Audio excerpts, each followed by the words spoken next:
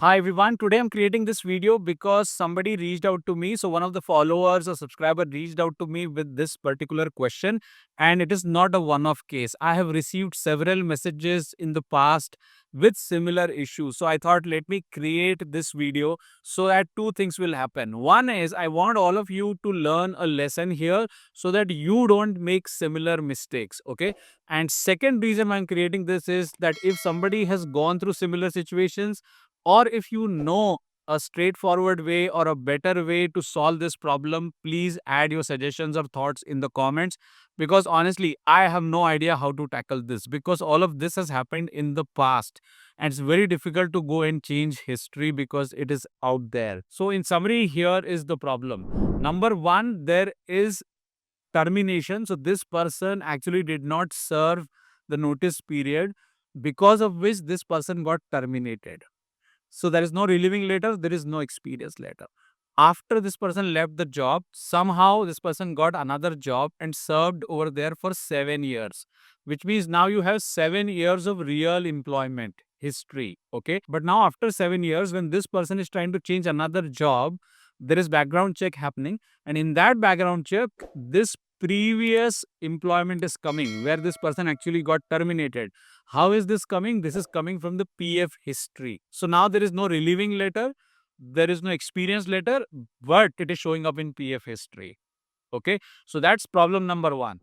Problem number two is that there is a overlap because when the previous employer terminated, they put a date which is overlapping with the next employment, and now they're not ready to change that date. So there is an overlap, which is again a problem in the background check. Okay, so please go through this email which I got in detail and understand the level of problems you may also go through in future. All right, so let's quickly go to that email. So here is this email. It says, "Hi Anand, I'm writing this email with hopes that you will show me some path for my problem. I want relieving letter and experience letter and correction of PF exit date from this company where I have worked for 7 months and I didn't serve 3 months notice period. So I was terminated and termination reason was given as abandonment of service."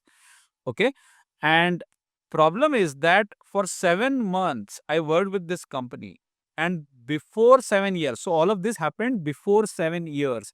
So now for the next 7 years, this person is actually working somewhere and was not able to serve 3 months notice. So I didn't receive any relieving and experience letter.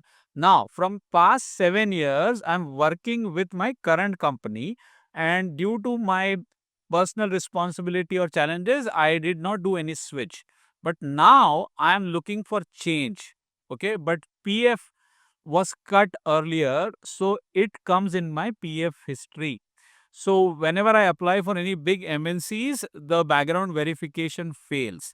And I've tried this for 2, 3 organizations and I'm facing the same issue. All right. Another problem is that this company and my current employer have 16 days of overlap because this company considered my last day as 28th of February 2018, though I didn't go to office after 7th Feb.